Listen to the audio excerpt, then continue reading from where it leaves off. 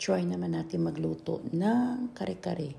Ayan, as per requested ng mga bata, gusto daw nilang kumain ng kare-kare. So ito guys, wala ako masyado sa mood sa pagluluto nito kasi I am not a kare-kare person. Parang, I don't know, gusto ko lang siyang tikman pero not necessarily nakakain ako. So, panoorin nyo yung aking simpleng recipe kung paano ako magluto ng aking kare-kare. So, nagsutay na ako dito ng sibuyas at bawang.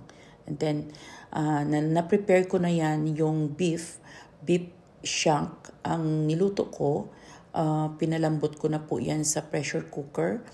And then, yan, para mabilisan ang lutuan. So, magsisiso na ako dito ng, of course, ang magic sarap at ang ating pamintang durog.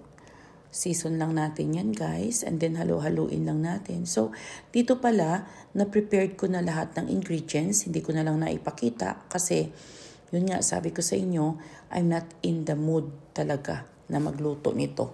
So, nag-prepared na ako ng vegetable dito. And yung pala yung broth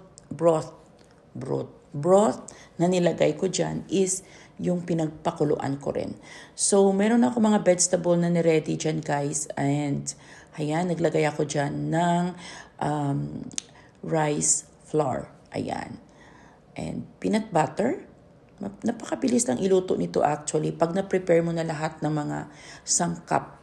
Ayan. So, meron ako na-prepare na vegetable dyan. Nagprito ko ng talong, pechay, and yung ating beans. So, pag kare-kare kasi ayoko ng string beans o yung sitaw.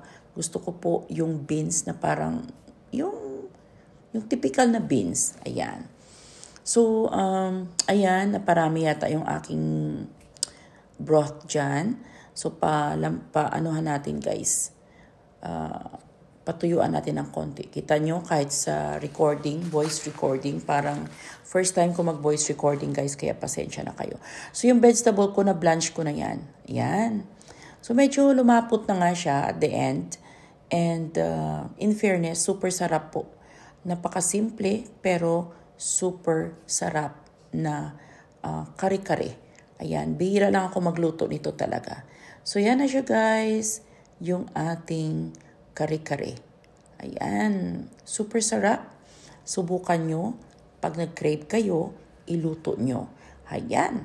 Tara at kumain na tayo.